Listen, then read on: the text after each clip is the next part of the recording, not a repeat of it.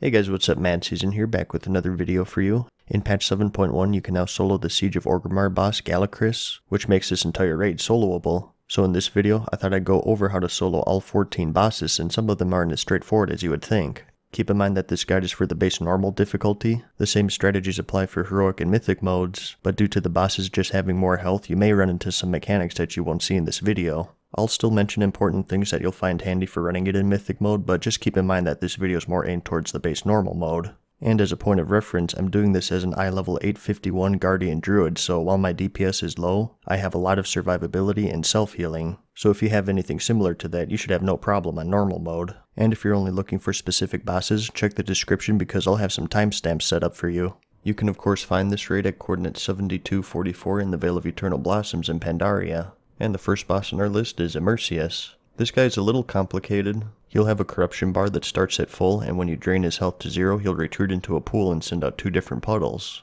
I'm assuming most of you are running this as a tank or DPS, so your goal is to kill as many Sha puddles as you can before they reach the middle. Once they do so, Immerseus will pop up with a health percentage equal to the percentage of his corruption bar. Each Sha you kill during the split phase reduces his corruption bar, and you win the fight when that's reduced to 0. So obviously this is a little difficult solo just because you have so much ground to cover. This fight in general takes the longest out of all of the fights in this raid. Some tips I'll share is to pick up some bear tartar before heading out. This is a legion level food that makes it so you get a movement speed increase whenever you kill an enemy. This helps a lot and lets you cover way more ground, thus allowing you to take out more puddles to speed up the fight. And that's basically it. You'll alternate between these phases several times, so just keep going and you'll eventually whittle them down.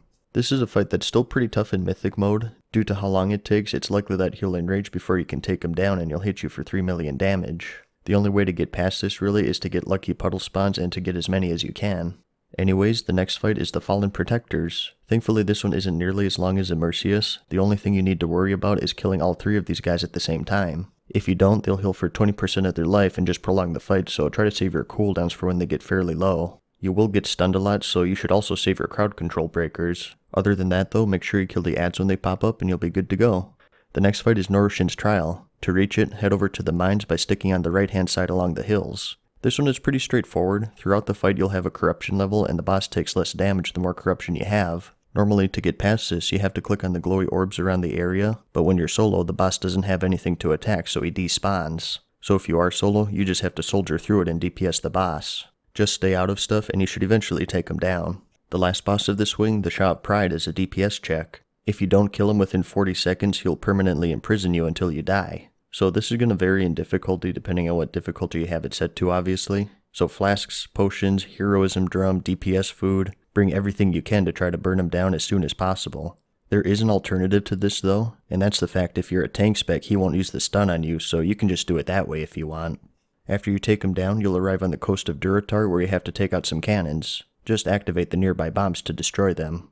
After you do so, Thok the Bloodthirsty and the infamous Galakras will spawn. This is the boss that used to be unsoloable due to you having to hit him with both cannons at the same time. In 7.1, you can now shoot a single cannon twice in a row, which solves this dilemma. So when you do start the fight, some sappers will start working on the gate blocking the tower entrance. The game keeps track of this with the percentage counter on the top of your screen. While they're doing that, some enemies will spawn in the road between the towers, so just take them out when they pop up. And as soon as the tower gate is unlocked, work your way up it, killing all enemies located inside to unlock the cannons. And once the cannon unlocks, it's just a matter of shooting Galakras twice in a row to ground her. And once you do so, jump on down and finish her off. There's nothing too crazy at this point, just stay out of the obvious stuff. The next fight is the Iron Juggernaut located right outside the Orgrimmar gates. This one is pretty straightforward, although it is a DPS race as well. He'll put on a few stacking dots which will eventually just be too much damage. So once again, use DPS potions, flasks, drums, and burn him down as soon as possible while avoiding the obvious mechanics. Next up are the Dark Shamans. You find them inside the throne room located in the central area of Orgrimmar in the trade district. There's a lot of AoE, so just try your best to stay out of it. Some people like to pull them out into the trade district to have more room, but it's not really necessary on normal mode since they die so fast. The next fight is General Nazgrim. Make sure you kill the banner and any ads as soon as they spawn and just DPS him down until he's dead. Once he is dead, take the elevator down into the underhold and clear the trash along the path until you reach Malkorok. Another DPS race here. This guy throws on a stacking debuff that causes you to take more damage, so you'll eventually just start taking too much damage and die. It could be a problem on higher difficulty, but it's not too bad on normal as long as you have decent gear. But as always, just make sure you stay out of the obvious stuff and you'll take him down without too much trouble. Next up we have the Spoils of Pandaria. This is sort of a gauntlet boss. Start the fight by talking to the chest and you'll notice 2 gates open up on your left and right hand side. Jump down into the pits and you'll notice a bunch of boxes lying about. Your goal is to bust open these boxes and AoE down everything inside of them. You'll also notice a progress bar on the bottom of your screen. This fills up whenever you take down these adds, and once it fills up all the way, you can pull the lever located inside the room. After you activate the lever, click on the nearby hook to get a ride back up to the top, then drop down the other pit. And that's basically the fight. Once you do this 4 times, it's over. You are racing against a timer, so make sure you open up multiple boxes at a time and spam your AoE.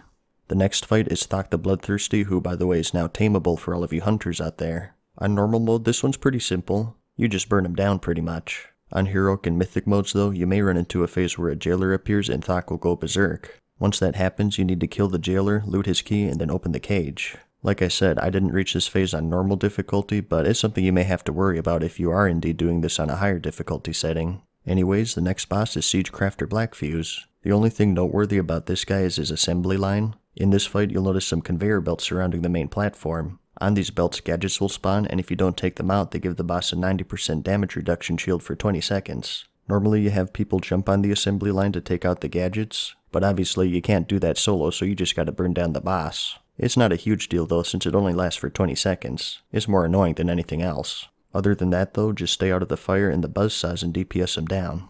Next up we have the Paragons. You start this fight by clicking on the shard in the middle of the room. Once you do so, 3 Paragons will jump down and start attacking you, and when you kill one, the remaining 2 will be healed to full. There are 9 in total, they all do different things, and some are more dangerous than others. In order of priority, I always kill Iakuk the Lucid first since he does a percentage-based attack. If you let him run free, he'll take you down fast, so I'd even save your cooldowns for when he jumps down. After that, I like to take out Kaztik the Manipulator since he does an annoying mind control effect on you. It doesn't mess up the fight, but you partially lose control of your character until you take out the enemy you're fixated on, so it can be troublesome. If it does happen, just take out the bug you're fixated on to break free from the effect. And after him, I'd say the most dangerous is Kor'kron the Prime. I like to take him out quickly as well because he throws on a 6-second stun, which can be hard to deal with if you're squishy.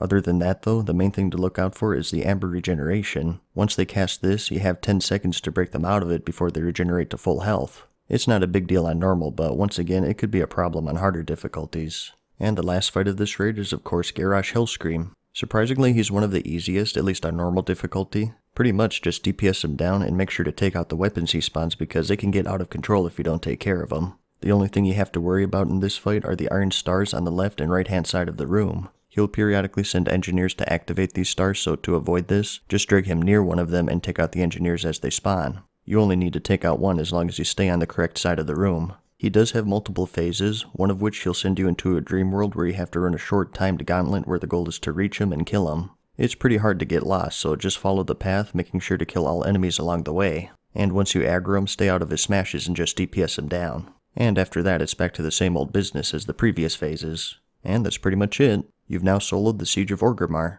It's quite a long raid. In total, if you know the raid like the back of your hand, it'll probably take about an hour. In my run, I picked up around 1,100 gold through looting the bosses and vendoring their drops and greens and such. I also picked up 38 Motes of Harmony, 100 Windwool Cloth, 4 Ghost Iron Lockboxes, a few class set tokens, and a bunch of Pandaria level flasks and elixirs. So it's not really good for gold making, but I picked up a ton of transmogs and achievements and whatnot, so it's all good. And there were a bunch of cool cinematics that I've never seen before, so I definitely recommend knocking it out at least once for that if you haven't already. In the future, I may end up making a Mythic solo version of this place when I get the gear for it. Garrosh drops a pretty cool mount in Mythic mode, so I think that'll be a handy video for everyone. But that's all I have for you, I guess. I hope you found this video helpful. Give it a like if you liked it, and if you really liked it, let me know in the comments and subscribe. And as always, thanks for watching, good luck, and peace.